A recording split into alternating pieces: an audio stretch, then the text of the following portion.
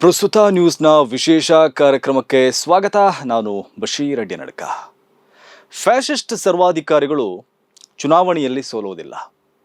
Reels ವಿಡಿಯೋಗಳಿಂದ ಸರ್ವಾಧಿಕಾರಿಗಳನ್ನು ಸೋಲಿಸಲು ಆಗುವುದಿಲ್ಲ. Fascist ಸರ್ವಾಧಿಕಾರಿ ಶಕ್ತಿಗಳನ್ನು ಸೋಲಿಸುವುದು ಕೇವಲ ಚುನಾವಣೆಯಲ್ಲಿ ಗೆಲ್ಲುವುದರಿಂದ ಮಾತ್ರ ಸಾಧ್ಯ ಆಗುವುದಿಲ್ಲ. ಅದು ದೀರ್ಘಕಾಲದ ಸಾಮಾಜಿಕ, ರಾಜಕೀಯ, ಸಾಂಸ್ಕೃತಿಕ ಮತ್ತು ಜನತಾಂತ್ರಿಕ ಹೋರಾಟದಿಂದ ಮಾತ್ರ ಸಾಧ್ಯ ಆಗತ್ತೆ. ಈ ವಾಸ್ತವಗಳನ್ನು ಭಾರತದ ವಿರೋಧ ಪಕ್ಷಗಳ ನಾಯಕರು ಯಾವಾಗ ಅರ್ಥ ಮಾಡಿಕೊಳ್ತಾರೋ ಗೊತ್ತಿಲ್ಲ. ಪ್ರಜಾಪ್ರಭುತ್ವ ಅನ್ನೋದು ಸ್ವಯಂ ತಾನಾಗಿ ಉಳಿಯೋದಿಲ್ಲ. ಪ್ರಜಾಪ್ರಭುತ್ವವನ್ನು ಉಳಿಸಬೇಕಾಗಿರೋದು ನಾಗರಿಕರೇ ಆಗಿದ್ದಾರೆ. ಭಾರತದಲ್ಲಿ ಫ್ಯಾಸಿಸ್ಟರು ಬಿತ್ತುತ್ತಾ ಇರುವ ಭಯವನ್ನ ಹೋಗಲಾಡಿಸಲು ಒಂದು ಸಂಘಟಿತ ಪ್ರತಿರೋಧ ಚಳವಳಿ ನಡೆಯಲೇಬೇಕು. ಅಲ್ಲಿ ಜಾಗೃತಿ ಇರಬೇಕು, ಸಂಘಟನೆ ಮಾಡಬೇಕು, ಸಾಮಾಜಿಕ ನ್ಯಾಯಕ್ಕೆ ಒತ್ತು ಕೊಡಬೇಕು, ನಿರಂತರ ಜನ ಹೋರಾಟ ನಡೀಬೇಕು. ಇಷ್ಟು ಮಾಡಿದ್ರಷ್ಟೇ ಫ್ಯಾಸಿಸ್ಟರನ್ನು ಸೋಲಿಸಲು ಸಾಧ್ಯ ಇದೆ. ಆ ಬಗ್ಗೆ ವಿವರವಾಗಿ ಮಾತಾಡೋಣ. ಅದಕ್ಕೂ ಮುಂಚೆ ನೀವಿನ್ನು ನಮ್ಮ ಚಾನಲನ್ನು ಸಬ್ಸ್ಕ್ರೈಬ್ ಮಾಡಿಲ್ಲ ಅಂದರೆ ಈಗಲೇ ಸಬ್ಸ್ಕ್ರೈಬ್ ಮಾಡ್ಕೊಳ್ಳಿ. ಪಕ್ಕದಲ್ಲಿರುವ ಬೆಲ್ ಐಕಾನನ್ನು ಒತ್ತಿ ನಮ್ಮ ವಿಡಿಯೋಗಳನ್ನು ಶೇರ್ ಮಾಡಿ ನಮ್ಮನ್ನು ಬೆಂಬಲಿಸಿ.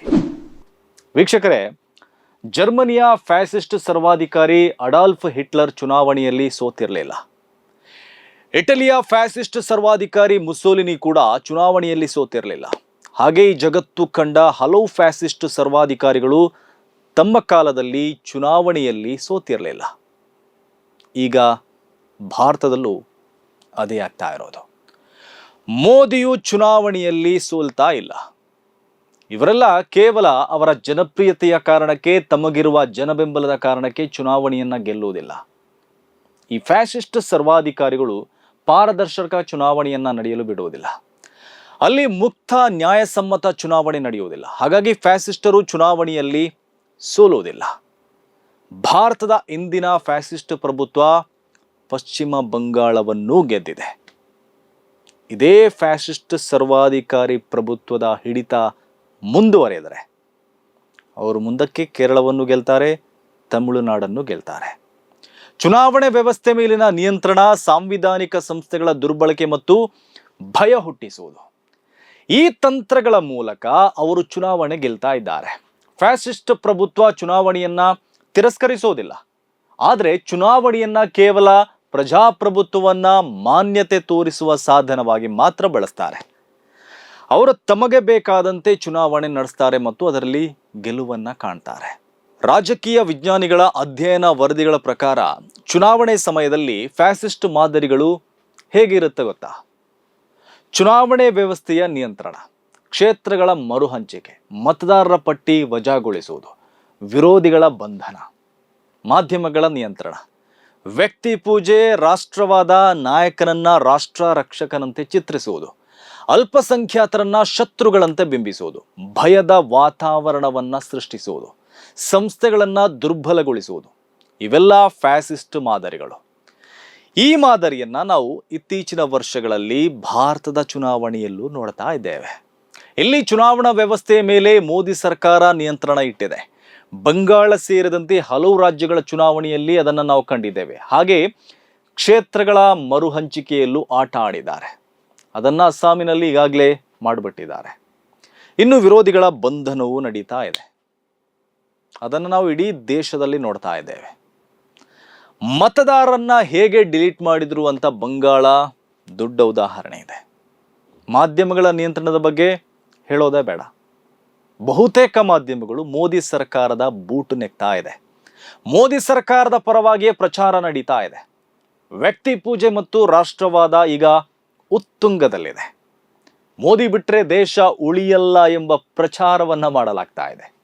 ಇಲ್ಲಿ ಅಲ್ಪಸಂಖ್ಯಾತರನ್ನ ದಿನನಿತ್ಯ ದೇಶದ ಶತ್ರುಗಳಾಗಿ ಚಿತ್ರಿಸಲಾಗ್ತಾ ಇದೆ. ಇಡೀ ದೇಶದಲ್ಲಿ ಭಯದ ವಾತಾವರಣವನ್ನ, ಭಯದ ರಾಜಕಾರಣವನ್ನ ಮಾಡಲಾಗ್ತಾ ಇದೆ. ಚುನಾವಣಾ ಆಯೋಗ, ನ್ಯಾಯಾಂಗ ಸೇರಿದಂತೆ ಹಲವು ಸಂಸ್ಥೆಗಳನ್ನ ದುರ್ಬಲಗೊಳಿಸಲಾಯಿತು. ಪ್ರಖ್ಯಾತ ರಾಜಕೀಯ ವಿಜ್ಞಾನಿಗಳಾದ ಸ್ಟೀವನ್ ಲೆವೆಸ್ಕಿ ಮತ್ತು ಲುಕಾನ್ ವೇ ಅವರ ಅಧ್ಯಯನಗಳ ಪ್ರಕಾರ ಅನೇಕ ಆಧುನಿಕ ಸರ್ವಾಧಿಕಾರಿ ಆಡಳಿತಗಳು ಕಾಂಪಿಟೇಟಿವ್ ಅಥಾರಿಟೇರಿಯನ್ ಸ್ಪರ್ಧಾತ್ಮಕ ಸರ್ವಾಧಿಕಾರಿ ಮಾದರಿಯಲ್ಲಿ ಕಾರ್ಯನಿರ್ವಹಿಸುತ್ತೆ. ಅಲ್ಲಿ ಚುನಾವಣೆಗಳು ನಡೆಯುತ್ತೆ, ಆದರೆ ವಿಪಕ್ಷಗಳಿಗೆ ಸೀಮಿತ ಅವಕಾಶಗಳಷ್ಟೇ ಇರುತ್ತೆ. ಅಲ್ಲಿ ನ್ಯಾಯಾಂಗ, ಪೊಲೀಸ್ ಇಲಾಖೆ, ಚುನಾವಣಾ ಆಯೋಗಗಳ ಮೇಲೆ ಫ್ಯಾಸಿಸ್ಟ್ ಪ್ರಭುತ್ವಗಳ ನಿಯಂತ್ರಣ ಇರುತ್ತೆ. ಮಾಧ್ಯಮದ ಮೇಲೆ ಸರ್ಕಾರದ ಪ್ರಭಾವ ಇರುತ್ತೆ. ರಾಜ್ಯ ಸಂಪನ್ಮೂಲಗಳ ದುರುಪಯೋಗ ಆಗತ್ತೆ. ಈ ವ್ಯವಸ್ಥೆಯಲ್ಲಿ ಮತದಾನ ಪ್ರಕ್ರಿಯೆ ಇದ್ರೂ ಫಲಿತಾಂಶ ಬಹುತೇಕ ಪೂರ್ವ ನಿರ್ಧರಿತವಾಗಿರುತ್ತೆ. ರಾಜಕೀಯ ವಿಜ್ಞಾನಿಗಳ ಈ ಅಧ್ಯಯನ ಚಿತ್ರಣಗಳನ್ನ ಭಾರತೀಯರು ಪಶ್ಚಿಮ ಬಂಗಾಳದ ಚುನಾವಣೆಯಲ್ಲಿ ಈಗಾಗಲೇ ಕಣ್ಣಾರೆ ಕಂಡಿದ್ದಾರೆ. ಪಶ್ಚಿಮ ಬಂಗಾಳದಲ್ಲಿ ಚುನಾವಣಾ ವ್ಯವಸ್ಥೆ ಮೇಲೆ ಮೋದಿ ಸರ್ಕಾರದ ನಿಯಂತ್ರಣ ಇತ್ತು. SIR ಮೂಲಕ ಬಿಜೆಪಿ ಬಂಗಾಳದ ಮತದಾರರನ್ನ ತಮಗೆ ಬೇಕಾದಂತೆ ಬದಲಾಯಿಸಿತು. 2021ರ ಪಶ್ಚಿಮ ಬಂಗಾಳ ವಿಧಾನಸಭಾ ಚುನಾವಣೆ ಮತ್ತು 2024ರ ಲೋಕಸಭಾ ಚುನಾವಣೆಯಲ್ಲಿ ಮತ ಚಲಾಯಿಸಿ ಈಗಲೂ ಜೀವಂತ ಇರುವ ಸುಮಾರು 32 ಲಕ್ಷಕ್ಕೂ ಅಧಿಕ ಮತದಾರರನ್ನ SIR ಮೂಲಕ ಮತದಾರರ ಪಟ್ಟಿಯಿಂದ ಅಳಿಸಿ ಹಾಕಲಾಗಿದೆ. SIR ಮೂಲಕ 5,000ಕ್ಕೂ ಅಧಿಕ ಹೆಸರುಗಳನ್ನು ಅಳಿಸಿರುವ ಸುಮಾರು 187 ಕ್ಷೇತ್ರಗಳ ಪೈಕಿ 119 ಕ್ಷೇತ್ರಗಳಲ್ಲಿ ಬಿಜೆಪಿ ಗೆದ್ದಿದೆ. ಅದರಲ್ಲಿ ಸುಮಾರು 50 ಕ್ಷೇತ್ರಗಳ ಫಲಿತಾಂಶದಲ್ಲಿ ಅಳಿಸಿ ಹಾಕಲಾದ ಮತಗಳ ಸಂಖ್ಯೆ ಬಿಜೆಪಿಯ ಗೆಲುವಿನ ಸಂಖ್ಯೆಯ ಅಂತರಕ್ಕಿಂತ ಹೆಚ್ಚಿದೆ. ಈ ಕ್ಷೇತ್ರಗಳಲ್ಲಿ ಬಹುತೇಕ ಕ್ಷೇತ್ರಗಳನ್ನ ಕಳೆದ ಸಲ TMC ಗೆದ್ದಿತ್ತು. ಹಾಗೆ ಮುಸ್ಲಿಂ ಬಾಹುಳ್ಯದ ಜಿಲ್ಲೆಗಳಲ್ಲಿ ದೊಡ್ಡ ಮಟ್ಟದಲ್ಲಿ ಹೆಸರನ್ನ ಡಿಲೀಟ್ ಮಾಡಲಾಗಿದೆ. ಅದು ಕೂಡ ಬಿಜೆಪಿಗೆ ಈ ಸಲ ಲಾಭ ಆಗಿದೆ. ಪಶ್ಚಿಮ ಬಂಗಾಳದಲ್ಲಿ ಪ್ರಜಾಪ್ರಭುತ್ವವನ್ನು ದುರ್ಬಲಗೊಳಿಸಿ ಚುನಾವಣೆ ವ್ಯವಸ್ಥೆಯ ಮೇಲೆ ನಿಯಂತ್ರಣ ಸಾಧಿಸುವ ಮೂಲಕ ಬಿಜೆಪಿ ದೊಡ್ಡ ಮಟ್ಟದಲ್ಲಿ ಬಹುಮತ ಪಡೆದು ಅಧಿಕಾರಕ್ಕೆ ಬಂದಿದೆ. ಪಶ್ಚಿಮ ಬಂಗಾಳ ಮಾತ್ರ ಅಲ್ಲ, ಹಲವು ರಾಜ್ಯಗಳಲ್ಲಿ ಮೋದಿ ಸರ್ಕಾರ ಅಧಿಕಾರ ಪಡೆದುಕೊಂಡಿದೆ ತನ್ನ ಫ್ಯಾಸಿಸ್ಟ್ ಮಾದರಿಯಿಂದ. ಅಸ್ಸಾಂ, ಅರುಣಾಚಲ ಪ್ರದೇಶ, ಮಹಾರಾಷ್ಟ್ರ, ಮಧ್ಯಪ್ರದೇಶ, ದೆಹಲಿ, ಹರಿಯಾಣ, ಉತ್ತರಾಖಂಡ ಸೇರಿದಂತೆ ಹಲವು ರಾಜ್ಯಗಳಲ್ಲಿ ಬಿಜೆಪಿ ಅಧಿಕಾರ ಹಿಡಿಯಲು ಕೇವಲ ಜನಬೆಂಬಲ ಮಾತ್ರ ಕಾರಣ ಅಲ್ಲ. ವ್ಯವಸ್ಥೆಯ ದುರ್ಬಳಕೆ, ಸಂಸ್ಥೆಗಳ ನಿಯಂತ್ರಣ, ವಿರೋಧಿಗಳ ಹಣಿಯುವಿಕೆ, ಮಾಧ್ಯಮಗಳ ಸೆನ್ಸಾರ್, ಅಲ್ಪಸಂಖ್ಯಾತರ ಮೇಲೆ ಅಪಪ್ರಚಾರ, ಹೀಗೆ ಫ್ಯಾಸಿಸ್ಟ್ ಪ್ರಭುತ್ವ ತನ್ನೆಲ್ಲ ಕಾರ್ಯತಂತ್ರಗಳನ್ನು ಮಾಡಿಯೇ ಭಾರತದಲ್ಲಿ ಚುನಾವಣೆಯನ್ನ ಗೆಲ್ತಾ ಇರೋದು. ಈ ನಡುವೆ ಪ್ರಜಾಪ್ರಭುತ್ವ ಸಂವಿಧಾನ ಅಂತ ಪುಂಗಿ ಬಿಡುವ ವಿಪಕ್ಷದವರು ಒಡೆದು ಹಾಳಾಗಿ ಹೋಗಿದ್ದಾರೆ. ಬಂಗಾಳದಲ್ಲಿ TMC, ಕಾಂಗ್ರೆಸ್, ಎಡಪಕ್ಷಗಳು ಮತ್ತು ಮುಸ್ಲಿಂ ಕೇಂದ್ರಿತ ಪಕ್ಷಗಳು ಕೈ ಜೋಡಿಸಿದಿದ್ರೆ ಬಿಜೆಪಿಯನ್ನ ಈ ಸಲ ಮಣಿಸಬಹುದಿತ್ತು.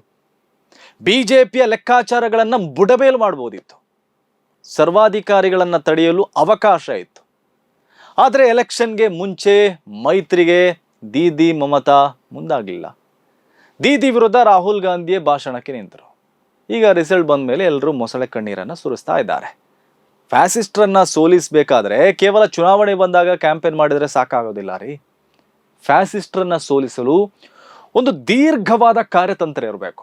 ಫ್ಯಾಸಿಸ್ಟ್ ಶಕ್ತಿಗಳು ಯಾವಾಗಲೂ ವಿರೋಧ ಪಕ್ಷಗಳ ವಿಭಜನೆ ಮತ್ತು ಸಾಮಾಜಿಕ ಧ್ರುವೀಕರಣ ಮಾಡ್ತಾ ಇರುತ್ತೆ. ಅದರಿಂದ ಭಯದ ರಾಜಕಾರಣ ಬಲ ಪಡೆಯುತ್ತೆ. ಅದನ್ನ ಸೋಲಿಸಬೇಕಾದ್ರೆ ಜನತಾಂತ್ರಿಕ ಏಕತೆ ನಿರ್ಮಾಣವಾಗಬೇಕು. ಪ್ರಜಾಪ್ರಭುತ್ವದ ಪರವಾದ ಪಕ್ಷಗಳ ಒಕ್ಕೂಟವನ್ನ ಗಟ್ಟಿ ಮಾಡಬೇಕು. ಹಾಗೆ ನಾಗರಿಕ ಸಮಾಜದ ಏಕತೆಯನ್ನ ಸದೃಢಗೊಳಿಸಬೇಕು.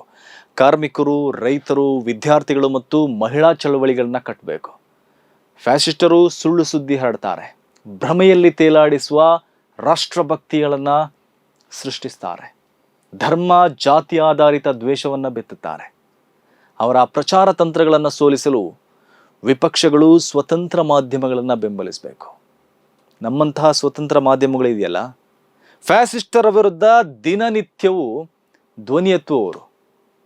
ಅವರಿಗೆ ನಿಮ್ಮ ಸಹಾಯ ಸಹಕಾರ ಬೇಕಾಗತ್ತೆ. ನಾವು ನಿಮ್ಮ ಕಿವಿ ಹಿಂಡಿದರೆ ನೀವು ನಮ್ಮ ಮೇಲೆ ದ್ವೇಷ ಕಾರೋದಲ್ಲ. ಹಾಗೆ ಸಾಮಾಜಿಕ ಜಾಲತಾಣಗಳಲ್ಲಿ ಜಾಗೃತಿ ಮಾಡಬೇಕು. ಫ್ಯಾಕ್ಟ್ ಚೆಕಿಂಗ್ ಹೆಚ್ಚಾಗಿ ಮಾಡಬೇಕು. ಚುನಾವಣೆಯನ್ನು ರಕ್ಷಣೆ ಮಾಡಬೇಕಾದ್ರೆ ಮತದಾರರ ನೋಂದಣಿ ಆಗಬೇಕು. ಮತದಾನದ ಪ್ರಮಾಣ ಹೆಚ್ಚಬೇಕು. ಚುನಾವಣಾ ಅಕ್ರಮಗಳ ವಿರುದ್ಧ ಕಾನೂನು ಹೋರಾಟ ಮಾಡಬೇಕು. ಇನ್ನು ಫ್ಯಾಷಿಸಂ ಜನರ ಆರ್ಥಿಕ ಅಸಮಾಧಾನವನ್ನು ದುರುಪಯೋಗಪಡಿಸಿಕೊಳ್ಳುತ್ತೆ. ಹಾಗಾಗಿ ಆರ್ಥಿಕ ಅಸಮಾನತೆಯ ವಿರುದ್ಧ ಹೋರಾಟ ಅಗತ್ಯ ಇದೆ. ಉದ್ಯೋಗ, ಬಡತನ ನಿವಾರಣೆ, ಸಾಮಾಜಿಕ ಭದ್ರತೆಗಳು ಪ್ರಜಾಪ್ರಭುತ್ವವನ್ನು ಬಲಪಡಿಸುತ್ತೆ. ಇನ್ನು ಮುಖ್ಯವಾಗಿ ಫ್ಯಾಷಿಸಂ ವಿರುದ್ಧದ ಹೋರಾಟದಲ್ಲಿ ಸಾಂಸ್ಕೃತಿಕ ಪ್ರತಿರೋಧ ಮುಖ್ಯ. ಕಲೆ, ಸಾಹಿತ್ಯ, ನಾಟಕ, ಸಿನಿಮಾ, ಇತಿಹಾಸದ ಸತ್ಯ ಸಂರಕ್ಷಣೆ ಇವುಗಳೆಲ್ಲ ಫ್ಯಾಸಿಸ್ಟರ ನೆರೆಟಿವ್ಗಳಿಗೆ ಮುಖಾಮುಖಿ ಆಗತ್ತೆ. ಇನ್ನು ಹಿಂದುತ್ವಕ್ಕೆ ವಿರುದ್ಧ ಮೃದು ಹಿಂದುತ್ವ ವರ್ಕೌಟ್ ಆಗಲ್ಲ. ಹಿಂದುತ್ವದ ವಿರುದ್ಧ ಬಂಧುತ್ವವೇ ಅಸ್ತ್ರ. ಹಾಗೆ BJPಯವರು ಕೇಸರಿ ಶಾಲು ಹಾಕಿ ನಾಮ ಬಳಿತಾರೆ ಅಂತ ವಿಪಕ್ಷದವರು ಕೂಡ ಅದನ್ನೇ ಮಾಡೋದಲ್ಲ. ಅದನ್ನ ಮಾಡೋಕೆ BJPಯವರು ಇರುವಾಗ ವಿಪಕ್ಷದವರು ಅದನ್ನೇ ಮಾಡಿದ್ರೆ ಅರ್ಥವೇ ಇರೋದಿಲ್ಲ. ದೊಡ್ಡ ಹಿಂದುತ್ವವಾದಿ BJP ಇರುವಾಗ ಮೃದು ಹಿಂದುತ್ವವಾದಿ ಕಾಂಗ್ರೆಸ್ಸಿಗರು ಅವರಿಗೆ ಬೇಕಾಗಿಲ್ಲ ರೀ. ಹಾಗಾಗಿ ಹಿಂದುತ್ವದ ಮತದಾರ ಹಿಂದುತ್ವವಾದಿಗಳಿಗೆ ಮತ ಕೊಡ್ತಾನೆ ಹೊರತು ಕಾಂಗ್ರೆಸ್ಸಿಗರು ಅಥವಾ ಇನ್ನಿತರ ಜಾತ್ಯತೀತ ಪಕ್ಷಕ್ಕೆ ಮತ ಕೊಡಲ್ಲ. ಹಾಗೆ BJPಗೆ ವಿರುದ್ಧವಾಗಿರುವ 60%ಗೂ ಹೆಚ್ಚಿನ ಮತಗಳು ಒಡೆದು ಹೋಗದಂತೆ ನೋಡಿಕೊಳ್ಬೇಕಾದ ಅಗತ್ಯ ಇದೆ. ಇನ್ನು ಫ್ಯಾಸಿಸ್ಟ್ ಪ್ರಭುತ್ವದ ವಿರುದ್ಧ ಅಹಿಂಸಾತ್ಮಕ ಜನಾಂದೋಲನ ನಿತ್ಯ ನಿರಂತರ ನಡೆಯಬೇಕು. IT, ED, CBIಗಳಿಗೆ ಹೆದರಿ ಅಡ್ಜಸ್ಟ್ಮೆಂಟ್ ರಾಜಕಾರಣ ಮಾಡೋದನ್ನ ಮೊದಲು ಬಿಡಬೇಕು. ಪ್ರತಿಭಟನೆ, ಸತ್ಯಾಗ್ರಹ, ಚಳವಳಿಗಳು ನಿರಂತರವಾಗಿ ನಡೆದರೆ ಅದು ಸರ್ವಾಧಿಕಾರಿ ಶಕ್ತಿಗಳಿಗೆ ದೊಡ್ಡ ಸವಾಲು ತಂದೊಡ್ಡುತ್ತೆ. ನಿರಂತರ ಹೋರಾಟಗಳು ಒಂದು ದಿನ ಕ್ರಾಂತಿಗೆ ಮರಳತ್ತೆ. ಅವತ್ತು ಫ್ಯಾಸಿಸ್ಟ್ ಸರ್ವಾಧಿಕಾರಿಗಳು ಸೋಲ್ತಾರೆ. ಆವಾಗ ಪ್ರಜಾಪ್ರಭುತ್ವದ ರಕ್ಷಣೆಯಾಗತ್ತೆ, ಸಂವಿಧಾನ ಉಳಿಯುತ್ತೆ, ಸಂವಿಧಾನಿಕ ಸಂಸ್ಥೆಗಳು ಮಾಧ್ಯಮ ಸ್ವಾತಂತ್ರ್ಯ ಪಡೆಯುತ್ತೆ. ಎಲ್ಲ ಪಾಠಗಳು ನಮಗೆ ಇತಿಹಾಸದಿಂದ ಸಿಗತ್ತೆ. ಇತಿಹಾಸ ಓದಿದವರಷ್ಟೇ ಇತಿಹಾಸವನ್ನ ಸೃಷ್ಟಿಸ್ತಾರೆ ಕೂಡ. ಇತಿಹಾಸವನ್ನು ಓದದೆ, ವರ್ತಮಾನಗಳಿಗೂ ಮುಖಾಮುಖಿಯಾಗದೆ, ಚಳವಳಿಗಳನ್ನ ನಡೆಸದೆ ಕೇವಲ ಸೋಷಿಯಲ್ ಮೀಡಿಯಾ ರೀಲ್ಸ್ಗಳಿಂದಲೇ ಪರಿವರ್ತನೆ ಸಾಧ್ಯ ಎಂದು ಭಾವಿಸುವ ಮೂರ್ಖರಿಗೆ ಇದೆಲ್ಲ ಅರ್ಥ ಆಗೋದಿಲ್ಲ. ಪ್ರಜಾಪ್ರಭುತ್ವ ಕೇವಲ ಮತದಾನದಿಂದಷ್ಟೇ ಉಳಿಯೋದಿಲ್ಲ. ಸ್ವತಂತ್ರ ಸಂಸ್ಥೆಗಳು, ಮುಕ್ತ ಮಾಧ್ಯಮ ಮತ್ತು ಕಾನೂನು ಪ್ರಭುತ್ವದಿಂದ ಮಾತ್ರ ಅದು ಉಳಿಯುತ್ತೆ. ಅದನ್ನು ಉಳಿಸಬೇಕಾದ ಅಗತ್ಯ ಸದ್ಯ ಭಾರತದಲ್ಲಿ ದೊಡ್ಡ ಮಟ್ಟದಲ್ಲಿದೆ.